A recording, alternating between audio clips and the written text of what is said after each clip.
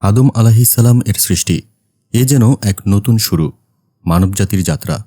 কিন্তু প্রশ্ন জাগে, আদম আলাইহিসসালামের আগেও কি এই পৃথিবী একদম শূন্য ছিল?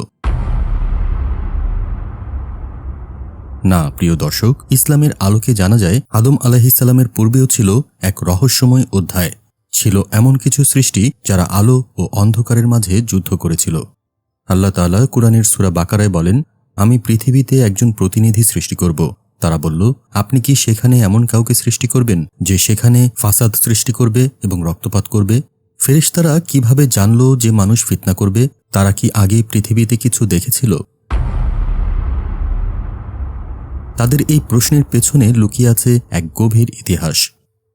জিন জাতি, যারা আগুন থেকে সৃষ্টি হয়েছিল, তারা সেই সময় পৃথিবীতে বাস করত। তাদের মধ্যে ছিল ইবাদতকারী, ছিল বিদ্রোহীও। তারা করেছিল রক্তপাত, করেছিল ফিতনা, আর আল্লাহ পাঠিয়েছিলেন তাদের উপর শাস্তি। পৃথিবীর বুকে আদম আলাইহিসসালামের আগেই ছিল এক জাতি, অদৃশ্য, শক্তিশালী, রহস্যে ঘেরা। তারা ছিল জিন। সূরা আজ-জারিয়াতে আল্লাহ তাআলা বলেন, আমি জিন ও মানবজাতিকে সৃষ্টি করেছি কেবল আমারই ইবাদতের জন্য। আদম আলাইহিসসালামের বহু আগেই আল্লাহ তাদের সৃষ্টি করেন এবং তাদেরকে পৃথিবীতে বসবাস ও শাসনের অধিকার দেন। তাদের ছিল শক্তি, স্বাধীনতা এবং বুদ্ধিমত্তা। তারা পৃথিবীতে বসবাস করত, গড়েছিল সভ্যতা। কিন্তু ধীরে ধীরে তারা পথভ্রষ্ট হয়ে পড়ে। তখনই আল্লাহ পাঠান ফেরেশতাদের এক বাহিনী। তারা আসে জিন জাতির বিরুদ্ধে। আকাশ থেকে নেমে আসে শাস্তির ঝড়। ধ্বংস হয় জিনদের নগর, উপড়ে ফেলা হয় তাদের গৌরব।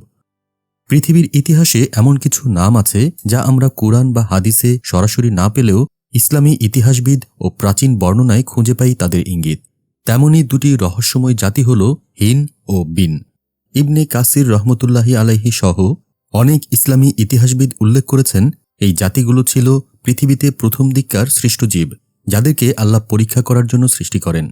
কিন্তু হিন ও বিন জাতি তারা অবাধ্য হয়ে পড়ে। তারা পৃথিবীতে ফিতনা, বিশৃঙ্খলা আর রক্তপাত ছড়িয়ে দেয়।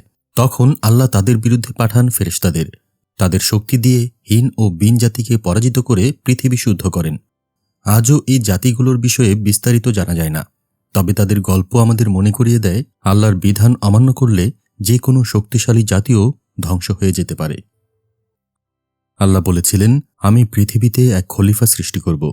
আল্লাহর এই ঘোষণা শুনে ফেরেশতারা প্রশ্ন করলেন, হে আমাদের প্রভু, আপনি কি এমন এককে সৃষ্টি করছেন যে পৃথিবীতে ফিতনা ও রক্তপাত ঘটাবে? এই প্রশ্ন ছিল না বিদ্রোহের, বরং ছিল জ্ঞান ও ইতিহাস ভিত্তিক একটি বিবেচনা। কারণ ফেরেশতারা জানতেন এই পৃথিবীতে আগেও ছিল সৃষ্টি যারা রক্তপাত আর ধ্বংসে লিপ্ত ছিল।